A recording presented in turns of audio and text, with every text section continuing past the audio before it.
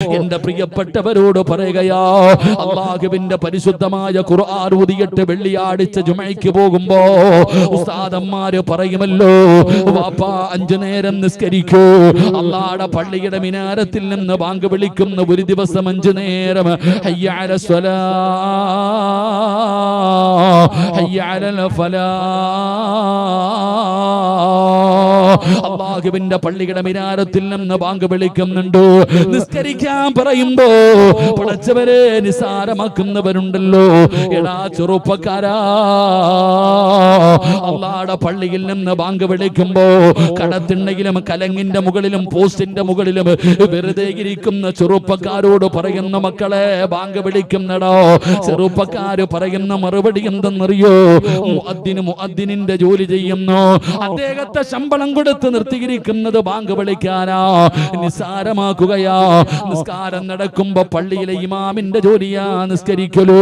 പടച്ചവനെ, ചെറുപ്പക്കാർ നിസ്കരിക്കാൻ മടിയാടു. നിസ്കരിക്കാൻ പറയുമ്പോ വല്ലാത്ത മടിയാ. ചെറുപ്പക്കാരോട് പറയുന്ന മക്കളെ, 5 നേരം അല്ലാഹുവിന്റെ പള്ളിയിൽ പോയി നിസ്കരിക്കണം. നിസ്കാരത്തെ കുറിച്ച് പറയുമ്പോ അതിനെ നിസ്സാരമാക്കുന്നവരുണ്ടല്ലോ. കള്ളുകുടിയെ കുറിച്ച് പറയുമ്പോ, വ്യഭിചാരത്തെ കുറിച്ച് പറയുമ്പോ, ഇതൊക്കെ പറയുമ്പോ നിസ്സാരമാക്കുകയാ. പരിഗണനയില്ല, കളിയാക്കല, പരിഹാസമാ. പടച്ചവനെ ഉസ്താദേ, നിങ്ങളൊക്കെ പറയുന്നത് പോലെ ജീവിക്കാൻ പറ്റൂല. ഇന്നത്തെ ചെറുപ്പക്കാരൊക്കെ നിസ്കരിക്കാൻ പള്ളിയിൽ നിന്ന് ബാങ്ക് വിളിക്കുന്നു. എടാ, ബാങ്ക് വിളിക്കുന്നടാ, അത് മുഅദ്ദിന്റെ ജോലി ചെയ്യുന്നു. നിസ്കാരം അത് ഉസ്താദിന്റെ പണി നടക്കുന്നു. നമുക്കിതൊന്നും പറഞ്ഞിട്ടില്ല. നമുക്ക് വെള്ളിയാഴ്ച മാത്രം പോയാൽ മതി. എന്റെ പ്രിയപ്പെട്ടവരെ, ഉസ്താദന്മാര് പറയുന്നു, മക്കളെ കള്ളു കുടിക്കരുത്. എടാ, ഒരു തുള്ളി കള്ള് തൊണ്ടയ്ക്ക് താഴെ പോയാൽ നീ നരകത്തിലാ, നീ സ്വർഗത്തിലേക്ക് കടക്കൂല. ഇതൊക്കെ പറഞ്ഞു കൊടുക്കുമ്പോ എന്റെ പ്രിയപ്പെട്ടവരെ, ഇന്ന് പരിഹസിക്കുന്ന ഒരു കാലം, നിസ്സാരമാക്കുന്ന ഒരു കാര്യം. ഉസ്താദ്, നിങ്ങളൊക്കെ ഇങ്ങനെ നടന്നോ? നിങ്ങളൊക്കെ എത്ര വഅദ് പറഞ്ഞാലും നമ്മൾ മാറൂല. നമ്മളെ പരിഹസിക്കുന്ന കാലം. എടോ, ഇന്ന് തെറ്റ് ചെയ്യാൻ പേടിയില്ലടോ. ഇന്നത്തെ മുസ്ലിം സമുദായത്തിന്റെ ഏറ്റവും പണ്ട് ഒരു വീടി വലിക്കാൻ പേടിയായിരുന്നു. ഒരു വീടി വലിക്കാൻ പേടി. പടച്ചവനെ, എന്തെങ്കിലുമൊക്കെ തെറ്റ് ചെയ്യുമ്പോ ഒരു ഭയമുണ്ടായിരുന്നു മനുഷ്യന്. ഇന്നത് പോയി. ഇന്ന് മനുഷ്യന് ഭയമില്ല. അല്ലാഹ് കാണുന്നുള്ളൊരു ബോധമില്ല. കള്ളു കുടിച്ചാലും കഞ്ചാവടിച്ചാലും ഇന്നത്തെ ഉമ്മത്തിന് പേടിയില്ലടോ. നന്മയും ചെയ്യും, തിന്മയും ചെയ്യും, ഒരുപോലെ പേടിയില്ല. അല്ലാഹു ഉമ്മത്തിനെ കാത്തുരക്ഷിക്കുമാറാകട്ടെ. പേടിയില്ല ഇന്ന് തെറ്റ് ചെയ്യാൻ. നീ ഉമ്മത്തിന് യാതൊരു ഭയവുമില്ല. എടോ, ഭയമില്ലാതെ പോയി സമുദായത്തിന്. നിങ്ങൾ മനസ്സിലാക്കുന്ന, ഇവിടെ പ്രായമുള്ളവരിയ്ക്കുന്നുണ്ടല്ലോ. ഞാൻ ഉദാഹരണം പറയാം. ഒരു 15 വർഷം മുമ്പ്, ഇപ്പത്തെ കാര്യമല്ല, ഒരു 15 വർഷം മുമ്പ് അല്ലെങ്കിൽ 20 കൊല്ലം മുമ്പ് അല്ലാഹുവിന്റെ പള്ളിക്കകത്ത് നിസ്കരിക്കാൻ വരുന്ന ഏതെങ്കിലും ഒരു മനുഷ്യൻ കള്ളു കുടിക്കുവോ? പറ, കുടിക്കുവോ? നിങ്ങൾ എന്താ ഇപ്പൊ എങ്ങനെ ഇരിക്കണേ? കുടിക്കുവോ? നിസ്കരിക്കാൻ പള്ളിയിൽ വരുന്ന ഏതെങ്കിലും ഒരു മനുഷ്യൻ കള്ളു കുടിക്കുവോ? കള്ളു കുടിക്കുന്ന ഏതെങ്കിലും ഒരുത്തൻ നിസ്കരിക്കാൻ പള്ളിയിൽ വരുവോ? ഇല്ല. വ്യഭിചരിക്കുന്ന ഒരാൾ പള്ളിയിൽ നിസ്കരിക്കാൻ വരില്ല. നിസ്കരിക്കാൻ വരുന്ന ഒരാൾ വ്യഭിചരിക്കില്ല. പലിശ കച്ചവടം നടത്തുന്ന ഒരാൾ പള്ളിയിൽ വരില്ല. പള്ളിയിൽ വരുന്നവൻ പലിശ കച്ചവടം നടത്തൂല. ഇത് പണ്ട്. ഇന്നലെയും പള്ളിയിൽ പോയല്ലോ. ഇന്നലെയും വെള്ളിയാഴ്ച നമ്മൾ ഇപ്പോഴും പള്ളിയിൽ പോകുന്നവരില്ലേ ജുമാ നിസ്കരിക്കാൻ? ഇവിടെ കള്ളും കുടിക്കും, നിസ്കരിക്കാൻ പള്ളിയിലും വരും. ഇപ്പൊ അല്ലാഹു ഈമാൻ തരുമാറാകട്ടെ. വരൂലേ? കള്ളു കുടിക്കുന്നവർ നിസ്കരിക്കാൻ പള്ളി വരൂലേ? അത് ആലോചിക്കേ. ഇവിടെ കള്ളു കുടിക്കും, നിസ്കരിക്കാൻ പള്ളിയിലും വരും. പേടിയില്ലടോ. വ്യഭിചരിക്കുന്നവൻ പള്ളിക്ക് നിസ്കരിക്കാൻ പോലും വരില്ല. ഇപ്പൊ പള്ളി കമ്മിറ്റി കയറിയിരിക്കുന്നുണ്ട് പള്ളി പരിപാലിക്കാൻ. അല്ലാഹു കാക്കുമാറാകട്ടെ. ഇപ്പൊ പള്ളി പരിപാലിക്കുന്നവന്റെ യോഗ്യത എടുത്തു നോക്കിയാൽ കേസിലെ പ്രതികളായി മാറുന്നു. ഇവിടെ പലിശ, നിങ്ങൾ ആലോചിക്കുക. പലിശയുമായി ബന്ധപ്പെട്ട് ഇന്ന് പള്ളിയിലെ ഖത്തീബ് ദുആ ചെയ്യാറുണ്ട് നിസ്കാരം കഴിഞ്ഞ്. ആ സാധുവിന് തോന്നാറുണ്ട്, അല്ല ഞാനിത് ആർക്ക് വേണ്ടിയാ ചെയ്യണേന്ന്. കാരണം ആരും ആമീൻ പറയാറില്ല. ഉസ്താദിന് തന്നെ തോന്നാറുണ്ട്, പടച്ചോനെ ഞാൻ ആർക്കല്ല ഇത് ചെയ്യണേന്ന്. ഇതങ്ങനെ ഞാൻ പണ്ട് പഠിച്ചു കഴിഞ്ഞ് ഞാൻ ജോലിക്ക് ഇറങ്ങിയപ്പോ എൻ്റെ ഒരു അനുഭവം പറയാം. ഞാനൊരു വീട്ടിൽ ദുആയ്ക്ക് പോയി. മരണമില്ല, മരിപ്പങ്ങാണ്ട കഴിഞ്ഞതാ. 7ഓ 3ഓ കണ്ടാന്ന് തോന്നുന്നു. ആ ചെറുപ്പക്കാരൻ, ഞാൻ ആ പ്രായത്തില് എന്നെ ദുആയ്ക്ക് വിളിച്ചോണ്ട് പോയി. ഞാനും ഒരു ഉസ്താദും കൂടെ ആ വീട്ടിൽ പോയി ദുആയൊക്കെ യാസീനൊക്കെ ഓതിയിട്ട് ദുആ ചെയ്യാൻ സമയമായപ്പോ ഞാനും ഉസ്താദ് അങ്ങോട്ടും ഇങ്ങോട്ടും നോക്കിയിരിക്കുക. ആരും വരണില്ല, വീട്ടുകാരും വരണില്ല.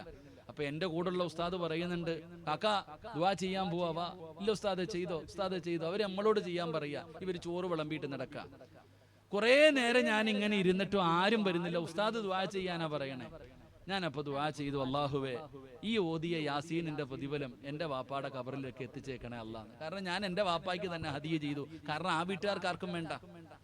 അപ്പൊ എന്റെ കൂടെ ഇരുന്ന ഉസ്താദ് എന്നെ തോണ്ടി, ഈ ചങ്ങാതിയുടെ വീട്ടിൽ ആരെങ്കിലും ഭരിച്ചിട്ടുണ്ടെങ്കിൽ അവിടെയും കൊടുത്തേക്കണേ അല്ലാഹ്. ഞാൻ അങ്ങ് ദുആ ചെയ്തു. കാരണം ഇന്നത്തെ അവസ്ഥ ഏതാടോ, പള്ളിയിലെ ഉസ്താദ് ദുആ ചെയ്യുമ്പോ ആമീൻ പറയുന്ന ശബ്ദം എവിടെ? അതൊക്കെ ജനറൽ ബോഡിയിലോ പൊതുയോഗത്തോ വരണം. ഇവനൊക്കെ നാവുണ്ടോ എന്നറിയാൻ അല്ലാഹു ഈമാൻ തരുമാറാകട്ടെ. എന്റെ പ്രിയപ്പെട്ട സഹോദരങ്ങളെ, ഉസ്താദ് ഇങ്ങനെ ഒരു ദിവസം യാദർശികമായി ദുആ ചെയ്യുമ്പോ പള്ളിക്കകത്തൊരു ഹാമീൻ കേൾക്കുന്നുണ്ട്. ഉസ്താദിന് തന്നെ അത്ഭുതം, ആരാ അല്ലാഹ് ഇത്? ഉസ്താദ് ഇങ്ങനെ ദുആ ചെയ്യുമ്പോ ഒരാൾ രണ്ട് കൈയും ഉയർത്തിപ്പിടിച്ചിട്ടൊരു സഹോദരൻ ആമീൻ. ഉസ്താദിന് ഉഷാറായി.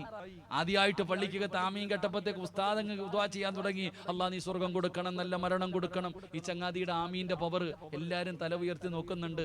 ആരാ അല്ലാഹ് ഇതെന്ന്? ആരാ അല്ലാഹ് ഇത്? അപ്പൊ ഉസ്താദ് ഈ ചങ്ങാതിയുടെ ആമീൻ കേട്ടപ്പോ ഒരു അത്ഭുതം. ഉസ്താദ് ഈ ചങ്ങാതിയെ നല്ലതുപോലെ ഒന്ന് നോക്കി.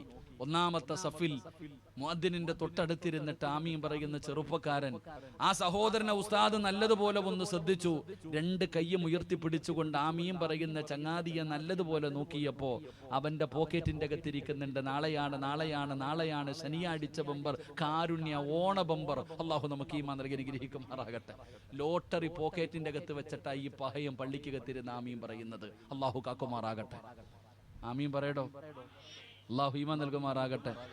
എടോ, തൊപ്പിയും താടിയും വെച്ച ഏതെങ്കിലും ഒരു ഉസ്താദിന്റെ അടുക്കൽ വന്നിട്ട് ലോട്ടറി വേണോ എന്ന് ആരെങ്കിലും ചോദിക്കുവോ? ഇപ്പോഴല്ല, നേരത്തെ ചോദിക്കുവോ? ചോദിക്കൂല. നമ്മളോട് ആരോടും വന്നിട്ട് നിങ്ങളോട് ചോദിക്കും, പക്ഷെ ജുബ്ബയും തൊപ്പിയിട്ട് ഒരാളോട് വന്ന് ലോട്ടറി വേണോ എന്ന് ചോദിക്കത്തില്ല. പക്ഷെ കഴിഞ്ഞ ഓണത്തിന് എന്റെ അടുക്കൽ ഒരു അമ്മ വന്നിട്ട് ചോദിച്ചു, 10 കോടി. കഴിഞ്ഞ വർഷത്തെ ഓണബമ്പർ എത്ര ആയിരുന്നപ്പാ? ഈ വർഷത്തെ ഓണബമ്പർ എത്ര? നിങ്ങളൊക്കെ മലക്കുകൾ, ഞാൻ മാത്രമേ ഉള്ളൂ മനുഷ്യൻ. പടച്ചവനെ ആർക്കും അറിയില്ല. ഉസ്താദെ വന്നിട്ട് എന്റെ അടുത്ത് വന്നിട്ട് ചോദിക്കുന്നു, ഓണബമ്പർ 10 കോടി.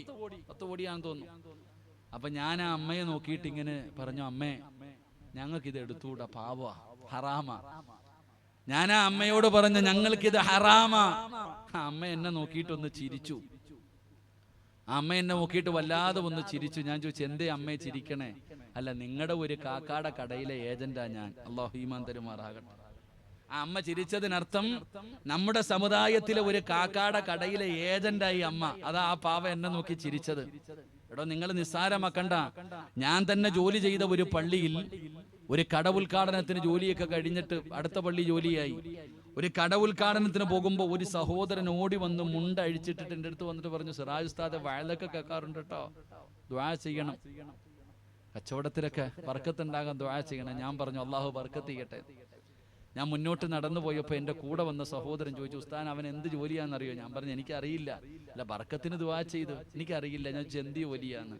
ലോട്ടറി കടയാന്ന്. അല്ലാഹു ഈമാൻ നൽകുമാറാകട്ടെ. ലോട്ടറി കട, അതാ മനുഷ്യനെ കളിയാക്കുന്ന കാലമിടോ.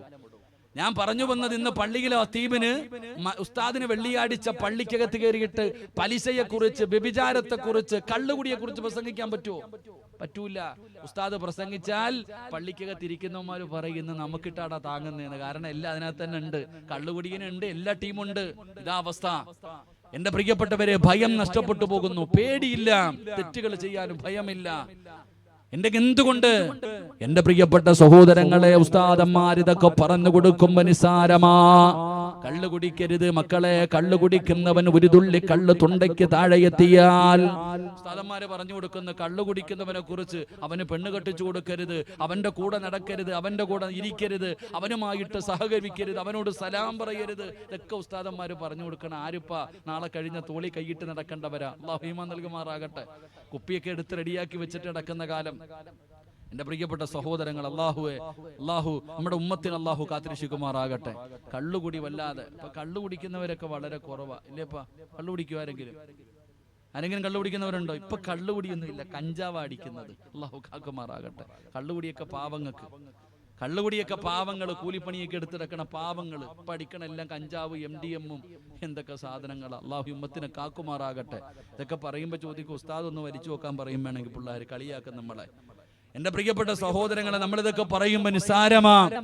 പെൺകുട്ടികളോട് പറയാ, മക്കളെ നിങ്ങള് വ്യഭിചരിക്കരുത്, വലാ തഖറബു സിനാ ഇന്നഹു കാന ഫാഹിഷ. അള്ളാന്റെ പരിശുദ്ധമായ ഖുർആൻ പറയുന്ന വ്യഭിചാരത്തിലേക്ക് അടുക്കുന്നത് പോലും ചെയ്യരുത്. ആമ്പിള്ളാരുടെ കൂടെ നടക്കരുത്, പിടിക്കരുത്, തുടരുത്. പിന്നെ ഉസ്താദിന് കിട്ടാത്തോണ്ട് ഉസ്താദ് പറയണേ, ഓണമൊക്കെ അപ്പൊ കാണണം. പടച്ചോനെ, മൊബൈലൊക്കെ എടുത്ത് നോക്കിക്കഴിഞ്ഞാൽ ഏതൊക്കെ മനോഹരമായ രീതിയിലുള്ള വീഡിയോകളാ ഫർദയും ഹിജാബും ഇട്ട നമ്മുടെ ഉമ്മത്ത്. അള്ളാഹു കാത്തുരക്ഷിക്കുമാറാകട്ടെ, അള്ളാഹ് കാത്തുരക്ഷിക്കുമാറാകട്ടെ. ആമീൻ പറയടോ. പത്ര ഇന്നും മൊബൈലിൽ എടുത്തു നോക്കുമ്പോ എന്തെല്ലാം മനോഹരമായ വീഡിയോകൾ. സുബ്ഹാനല്ലാഹ്, നമ്മുടെ മക്കളൊക്കെ നല്ല പുരോഗതിയാ, ഒന്നും പറയാൻ പറ്റത്തില്ല. പറഞ്ഞു പോയാ അള്ളാഹുവെ, പ്രത്യേകിച്ച് പെണ്ണുങ്ങളെ കുറിച്ച് എന്തെങ്കിലും പറയാൻ എനിക്ക് പേടിയാ. അള്ളാഹു കാക്കുമാറാകട്ടെ. ഞാൻ 8 കൊല്ലം മുമ്പ്, റിയാസ് മൗലവിയൊക്കെ കേൾക്കണം കേട്ടാ, 8 കൊല്ലം മുമ്പ് പെണ്ണുങ്ങളെ തല്ലാൻ പറ്റുന്ന 5 അവസരമുണ്ടെന്ന് പ്രസംഗിച്ചു ഞാൻ. ഇപ്പൊ എനിക്ക് 29 കേസുണ്ട്. അള്ളാഹു കാക്കുമാറാകട്ടെ. എത്ര എണ്ണുണ്ട്? 29 കേസിലെ പ്രതിയാ ഞാൻ. കൊലപാതകം ചെയ്തിട്ടല്ല, പെണ്ണുങ്ങളെ തല്ലാൻ പറ്റുന്ന വഴി അവസരം പറഞ്ഞതിന്റെ പേരിൽ. ഉസ്താദന്മാരൊക്കെ പ്രസംഗിക്കുമ്പോ ഇരിക്കൊന്നും വേണ്ട, ഈ യൂട്യൂബിലൊക്കെ ഇഷ്ടം പോലെ വഴുത കിടക്കുന്നുണ്ട്. ക്ലിപ്പ് എവിടെ നിന്നാന്ന്, അതാ ഈ ലൈവ് ഇടുമ്പോഴേ പേടിയാ. അള്ളാഹു കാക്കുമാറാകട്ടെ. ആമീൻ പറയടോ. പെണ്ണുമ്പിള്ളെ അടിക്കുകയൊക്കെ ഇല്ല കേട്ടാ, ഭാര്യ ഒന്നും അടിക്കോ പിടിക്കോ ഒന്നും ചെയ്യരുത്. എല്ലാം കേസുകൾ എതിരായി വരുന്ന കാലം. ഞാൻ പറഞ്ഞു വന്നത്, എന്തെങ്കിലും പറയുമ്പോ നമ്മളെ പരിഹസിക്കുകയാ, വളരെ നിസ്സാരമായി കാണുകയാണ്, കളിയാക്കുകയാണ്.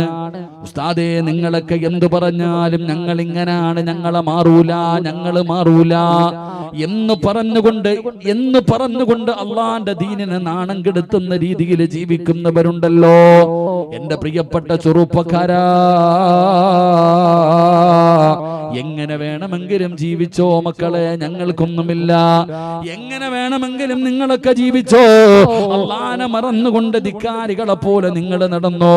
ഉസ്താദന്മാരും പണ്ഡിതന്മാരും ഇസ്ലാമിന്റെ നിയമങ്ങൾ പറഞ്ഞു തരുമ്പോ, ശരീഅത്തിന്റെ നിയമങ്ങൾ പറഞ്ഞു തരുമ്പോ അതിനെ നിസ്സാരമാക്കുന്നവരുണ്ടല്ലോ, അതിനെ കളിയാക്കുന്നവരുണ്ടല്ലോ, അതിനെ പരിഹസിക്കുന്നവരുണ്ടല്ലോ.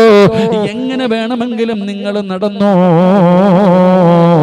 പക്ഷേ നിങ്ങൾ അല്ലാഹുവിന്റെ പരിശുദ്ധമായ ഖുർആനിലേക്ക് മടങ്ങി പാടോ. അല്ലാഹുവിന്റെ ഖുർആൻ പറയുകയാണ്, പരിശുദ്ധമായ ഖുർആനിന്റെ ആയത്തുകൾ കേട്ടിട്ട് അതിനെ പരിഗണിക്കാതെ നടക്കുന്നവർക്ക് അല്ലാഹു കൊടുക്കുന്ന ശിക്ഷ എന്തെന്നറിയോ?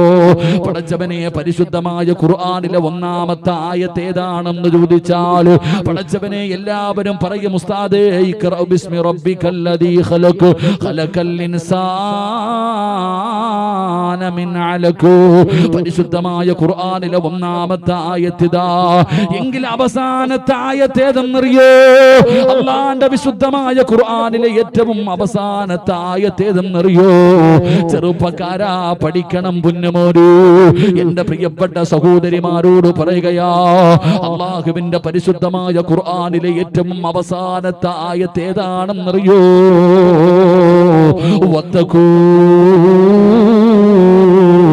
യൗമന തുർജഊന ഫീഹി ഇലല്ലാഹ്. അല്ലാഹു ചോദിക്കുകയാ, ജീവിതം ആസ്വദിച്ചുകൊണ്ട് നടക്കുന്നവര്, അല്ലാഹുവിന്റെ ദീനിന്റെ ശിആറുകളെ കാറ്റിൽ പറത്തുന്നവര്, അല്ലാഹുവിന്റെ ദീനിനെ മറന്നുകൊണ്ട് ജീവിക്കുന്നവരുണ്ടല്ലോ, അല്ലാഹുവിന്റെ പരിശുദ്ധമായ ഖുർആനിനെ നിസ്സാരമാക്കുന്നവരുണ്ടല്ലോ. അല്ലാഹു പറയുകയാണ്, നീയൊക്കെ എവിടെ പോകാനാ? വത്തഖൂ യൗമന തുർജഊന ഫീഹി ഇലല്ലാഹ്. പരിശുദ്ധമായ ഖുർആൻ പറയുകയാ, നീയൊക്കെ എവിടെ പോകാനാ? നമ്മൾ സാധാരണ പറയുമല്ലോ, ഓം തോടിയാൽ എവിടെ വരെ ഓടുമെന്ന്. ചെറുപ്പക്കാരാ, നീ എവിടെ പോകാനാടാ? അല്ലാഹു പറയുകയാ, നീയൊക്കെ എവിടെ പോയാലും അവസാനം എന്റെ മുമ്പിൽ തന്നെ നീ തിരിച്ചു വരുമല്ലോ. നിന്നെ ഞാൻ എന്റെ മുമ്പിലേക്ക് തന്നെ തിരിച്ചു കൊണ്ടുവരുമല്ലോ. അല്ലാഹുവിന്റെ മുമ്പിലേക്ക് നമ്മളെ പടച്ച റബ്ബ് മടക്കി കൊണ്ടുപോകുമല്ലോ. അല്ലാഹു പറയുകയാ, ഞാൻ ആരാണെന്ന് നിനക്ക് കാണിച്ചു തരാ. എന്റെ പരിശുദ്ധമായ കലാമിനെ പരിഗണിക്കാതെ നടന്നു വരൂ. അതിനവഗണിച്ച മനുഷ്യ,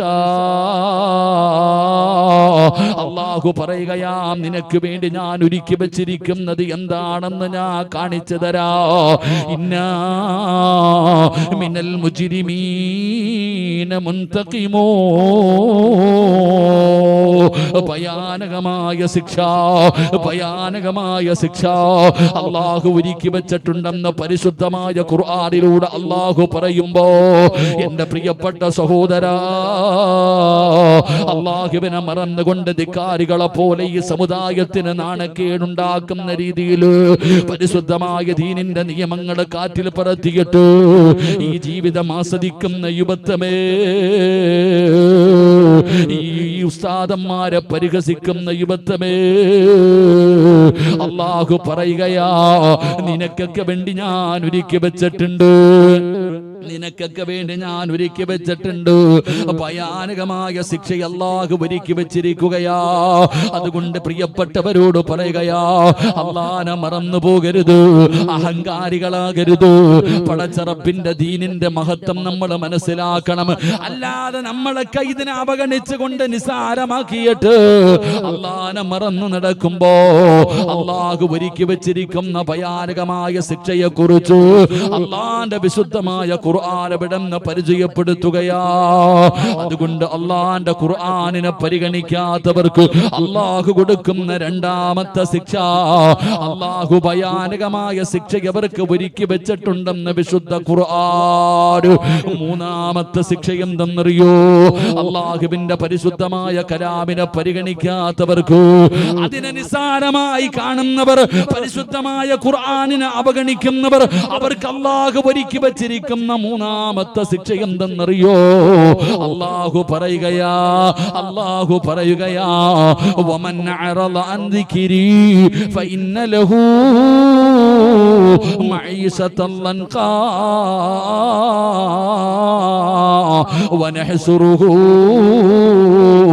യൗമൽ ഖിയാമത്തി അഅമാ ഖാല റബ്ബി ലിമ ഹസർതനി അഅമാ വഖദ് കുന്തു ബസീറാ ഖാല കദാലിക അതതുക ആയാതുനാ വനസീതഹാ ഫകദാലികൽ യൗമ തുൻസാ. അല്ലാഹുവിന്റെ പരിശുദ്ധമായ ഖുർആൻ പറയുകയാ, അല്ലാഹുവിന്റെ വിശുദ്ധമായ ഖുർആനിന്റെ ആയത്തുകൾ നിന്റെ മുമ്പിൽ ഓതപ്പെട്ടിട്ട് ആ ആയത്ത് ഓതുന്നത് കേട്ടിട്ട് അതിനെ പരിഗണിക്കാതെ നടക്കുന്ന മനുഷ്യൻ അല്ലാഹു കൊടുക്കുന്ന മൂന്നാമത്തെ ശിക്ഷ, വമൻ അറള അൻ ദിക്രി ഫഇന്ന ലഹു മഈശതൻ ലൻഖാ. അല്ലാഹു കൊടുക്കുന്ന മൂന്നാമത്തെ ശിക്ഷ എന്തെന്നറിയോ?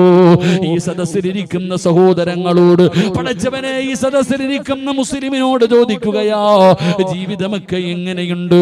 എല്ലാവരും പറയുന്ന മറുപടി, ഉസ്താദേ വല്ലാത്ത പ്രയാസമാ, കച്ചവടമുണ്ടായിരുന്ന കടയായിരുന്നു, എല്ലാം തകർന്നു പോയി, ഒരുപാട് നഷ്ടമായി, ഒരുപാട് നഷ്ടമായി, ജീവിതം വല്ലാത്ത പ്രയാസമാണ്, സാമ്പത്തികമായി വല്ലാത്ത ഞെരുക്കമാണ്, സമാധാനമില്ല ഉസ്താദേ, സന്തോഷം നഷ്ടപ്പെട്ടു പോയി ഉസ്താദേ. പടച്ചവനെ നമ്മളിൽ അധികം പേരും പറയുന്ന ഒരു മറുപടിയാ, ജീവിതത്തിൽ മറ്റാ വല്ലാത്ത ഒരു മാറ്റം വന്നു, എല്ലാം തകർന്നു പോയി, ഒരുപാട് സ്വപ്നങ്ങളായിരുന്നു, ഒരുപാട് പ്രതീക്ഷകളായിരുന്നു, എല്ലാം തകർന്നു പോയി. എന്തേ സംഭവിച്ചതെന്നറിയില്ല.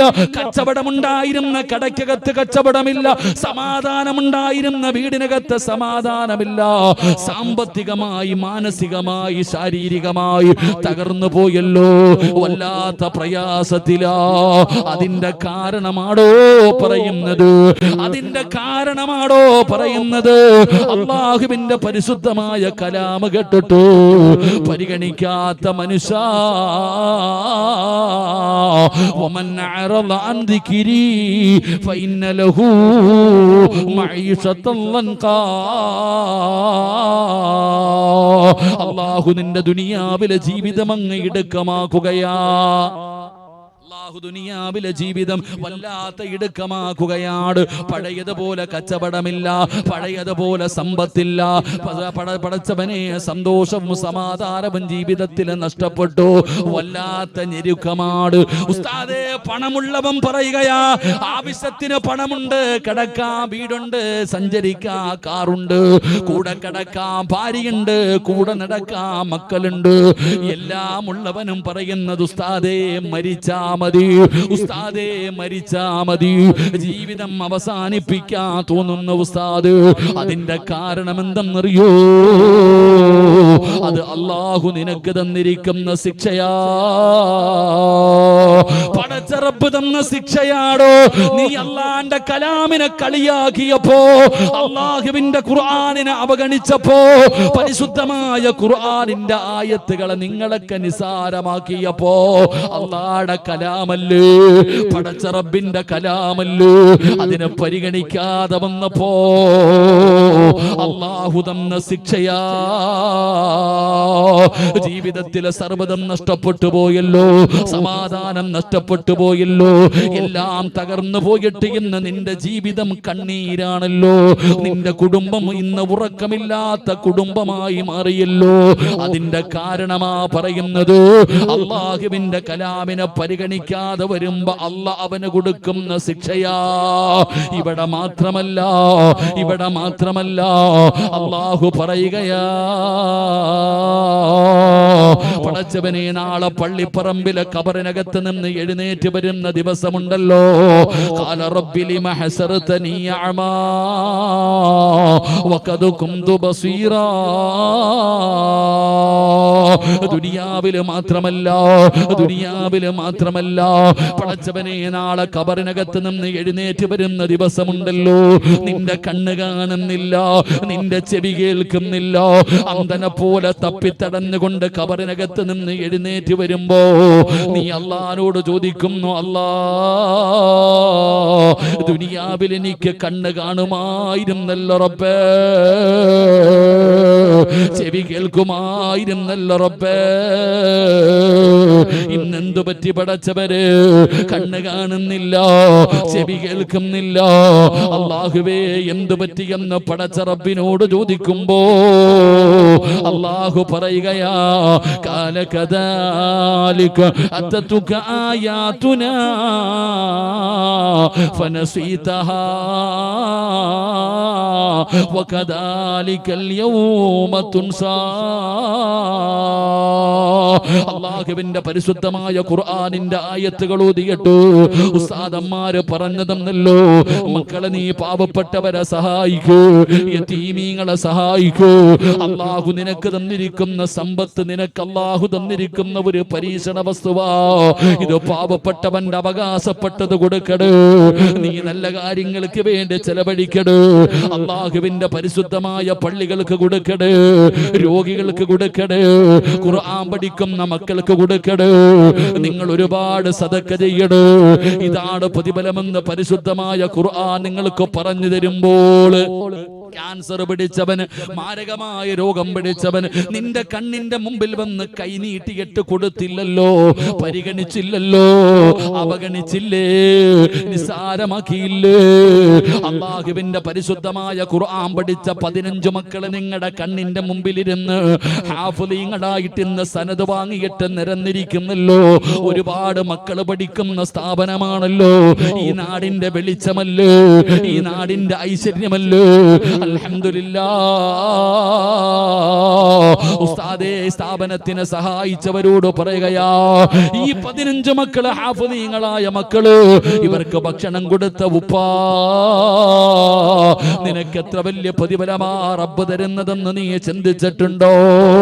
അതുകൊണ്ട് പടച്ച റബ്ബ് ഖുർആനിലൂടെ പറയുകയാ, അല്ലാഹുവേ, നിങ്ങൾ ആ കലാമിനെ അവഗണിക്കാതെ വരുമ്പോ, അതിനെ നിങ്ങൾ നിസാരമാക്കുമ്പോ അല്ലാഹു തരുന്ന ശിക്ഷ നിന്റെ ദുനിയാവും നിന്റെ ആഖിറവും നഷ്ടപ്പെടുകയാ. ഹസ്റദ് ദുനിയാ വല്ലാഖിറ. ദുനിയാവും ആഖിറവും നഷ്ടപ്പെട്ടു പോവുകയാണ്. അതുകൊണ്ട് എന്റെ പ്രിയപ്പെട്ടവരോട് പറയുകയോ, അല്ലാഹു നിങ്ങൾക്കൊരവസരം തരികയാണ്. പടച്ചറപ്പ് നിങ്ങൾക്കൊരവസരം തരികയാ. അൽഹംദുലില്ലാഹ്, ഈ 15 മക്കള് പടച്ചറപ്പേ നിങ്ങൾ കൊടുത്ത ഭക്ഷണം കഴിച്ചവരാ. നിങ്ങളുടെ പലരുടെയും സഹായത്തിലൂടെയാണ് അൽഹംദുലില്ലാഹ് ഈ സ്ഥാപനം ഇവിടെ നടന്നു പോകുന്നത്. ഇതാടോ അല്ലാഹു നിങ്ങൾക്ക് തന്നിരിക്കുന്ന ഏറ്റവും വലിയ ഒരു ഭാഗ്യമാ. അൽഹംദുലില്ലാഹ്. അല്ലാഹുവേ, ഈ സ്ഥാപനത്തെ ആരൊക്കെ സഹായിച്ചവരുണ്ടോ അവരുടെ ദുനിയാവ് ആഖിറവും നീ രക്ഷപ്പെടുത്തണേ അല്ലാ. അവർക്ക് നീ ബറക്കത്ത് ചെയ്യണേ അല്ലാ. അതുകൊണ്ട് എന്റെ പ്രിയപ്പെട്ടവരോട് പറയുകയാ, ഈ മക്കളെ നിങ്ങൾ ഏറ്റെടുക്കണേ. ഈ പരിശുദ്ധമായ ഖുർആൻ പഠിച്ച മക്കള്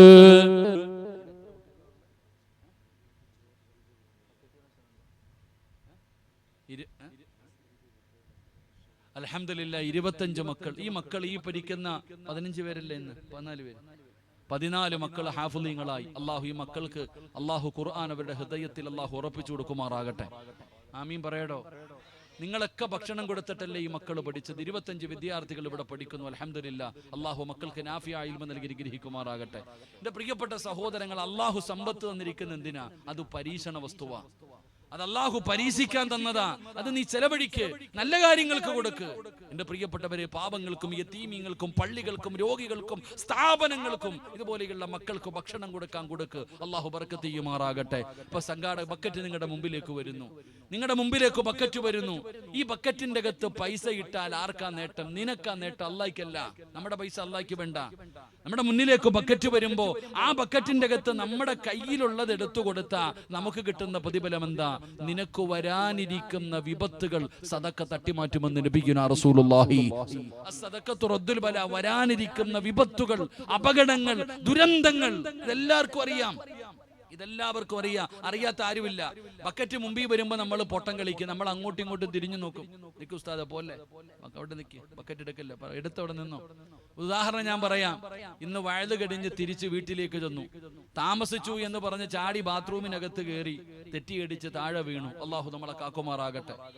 ആര് വേണമെങ്കിലും വീഴാം, അള്ളാഹു കാക്കുമാറാകട്ടെ. അപ്പൊ വീണു, നിലവിളി കേട്ടു, മക്കൾ ഓടി വന്നു, പൊക്കിയെടുത്തു.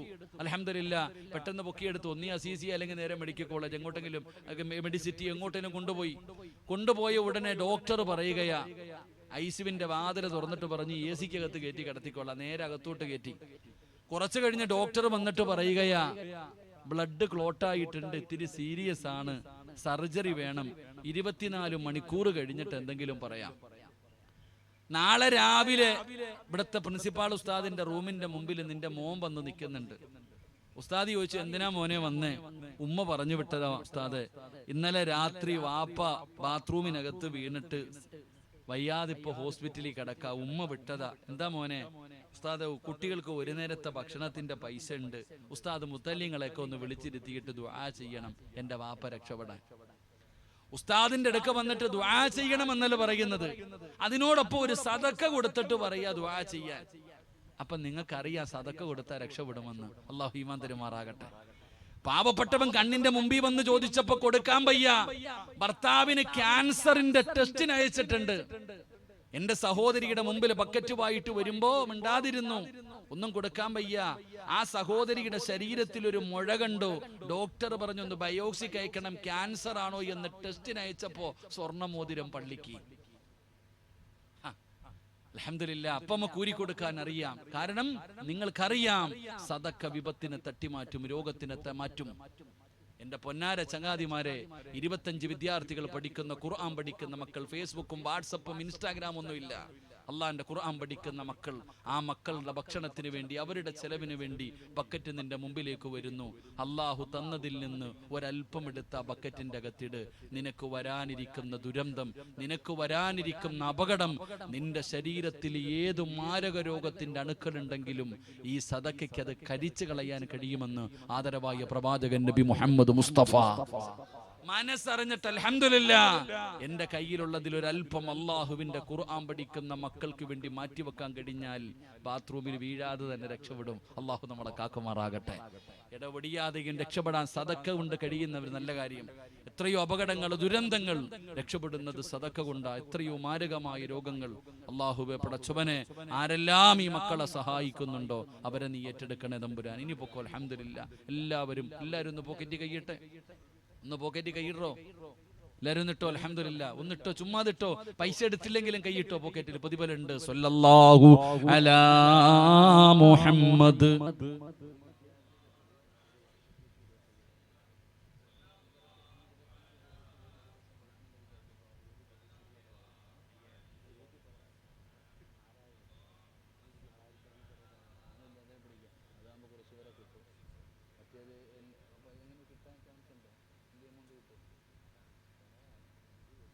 അള്ളാഹു ഈമാൻ നൽകുമാറാകട്ടെ. ബക്കറ്റ് കൊണ്ടുപോകണ രണ്ടുപേര് ഇത്തിരി സ്പീഡ് കൂടുതലാട്ടോ. അപ്പൊ ഇത്തിരി സ്പീഡ് കുറച്ച് ഇൻഷാ അല്ലാഹ്. അൽഹംദുലില്ലാഹ്. അള്ളാഹു ഈമാൻ നൽകുമാറാകട്ടെ. ആമീൻ പറയണം. അള്ളാഹു ഈമാൻ നൽകുമാറാകട്ടെ. ഖുർആൻ പറയുന്ന മൂന്നാമത്തെ ശിക്ഷ, നിന്റെ സർവ്വതും ദുനിയാവും പോകും, ആഖിറവും പോകും. അള്ളാഹു നമുക്കിന്ന് സമാധാനം നൽകി അനുഗ്രഹിക്കുമാറാകട്ടെ. ഇന്ന് ലോകത്ത് സമാധാനമില്ലടോ. പ്രത്യേകിച്ച് ഈ ഉമ്മത്തിന് സമാധാനമില്ല. വല്ലാത്ത പ്രയാസം. നമ്മളൊക്കെ നമ്മൾ പത്രമാധ്യമങ്ങൾ എടുത്ത് നോക്കുമ്പോൾ നമ്മുടെ രാജ്യത്തിന്റെ ഇന്നത്തെ വളരെ പരിതാപകരമായുള്ള അവസ്ഥകൾ നമ്മളൊന്ന് ചിന്തിച്ചു നോക്കിയേ. ഈ സമുദായം എന്താണ്? ഒരു ഭാഗത്ത് ഇസ്ലാമിന്റെ നിയമങ്ങൾ കാറ്റിപ്പറത്തിക്കൊണ്ട് നമ്മളൊക്കെ നമ്മുടെ ഉമ്മത്ത് അഹങ്കരിക്കുമ്പോൾ മറ്റൊരു അവസരം മറ്റൊരു ഭാഗത്ത് നടക്കുന്നത് എന്താ? നമ്മൾ സാധാരണ പറയാറുണ്ട്, മാതാവ് പറയണ്ട്, ഉമ്മ പിതാവിനെ കാണിച്ചു തരും. ഉമ്മ ആരാണ് വാപ്പ എന്ന് മക്കൾക്ക് കാണിച്ചു കൊടുക്കും. മാതാവ് പിതാവിനെ കാണിച്ചു കൊടുക്കും. പിതാവ് ഗുരുവിനെ കാണിച്ചു കൊടുക്കും. ഗുരു ദൈവത്തെ കാണിച്ചു കൊടുക്കും. അങ്ങനെ ഒരു ചൊല്ലുണ്ട്. ഗുരു ദൈവത്തെ കാണിച്ചു കൊടുക്കുമെന്നാ ഇന്ന് നമ്മുടെ രാജ്യത്ത് നമ്മൾ കണ്ടുകൊണ്ടിരിക്കുന്ന വീഡിയോ ഉൾപ്പെടെ കാണുകയോ. പടച്ചോനെ, സ്കൂളിൽ പഠിക്കുന്ന വിദ്യാർത്ഥി ടീച്ചർ ദൈവം ആരാണെന്ന് പറഞ്ഞു കൊടുക്കേണ്ടവർ, ആ ടീച്ചർ കുട്ടികളോട് പറയുകയാ തല്ലാൻ. മുസ്ലിമായ ഒരു കുട്ടി, 7ാം ക്ലാസ്സിൽ പഠിക്കുന്ന ഒരു കുട്ടിക്ക് തല്ലാൻ പഠിപ്പിച്ചു കൊടുക്കുക, കാണിച്ചു കൊടുക്കുന്ന രംഗം. അള്ളാഹുവിന്റെ പരിശുദ്ധമായ ഖുർആൻ പറഞ്ഞല്ലോ, മനുഷ്യൻ അധപ്പതിച്ചു പോയാൽ 4 കാലുകളെക്കാളും കഷ്ടമായി പോകുന്നു. ഖുർആൻ ബൽഹും അളല്ല്. എന്റെ പ്രിയപ്പെട്ടവരെ, എത്ര ക്രൂരമായ രീതിയിൽ എങ്ങനെ കഴിയുന്നു? അല്ലാഹുവേ പടച്ചവനെ, കൂടെ പഠിക്കുന്ന കുട്ടികളോട് പറയാ, ഒരു അധ്യാപക പറയുന്നു തല്ലാൻ. എവിടെയാ നിൽക്കുന്ന ഈ രാജ്യം? നിങ്ങൾ ചിന്തിക്കടോ. ഒരു ഭാഗം നമ്മൾ മനസ്സിലാക്കേണ്ടത്,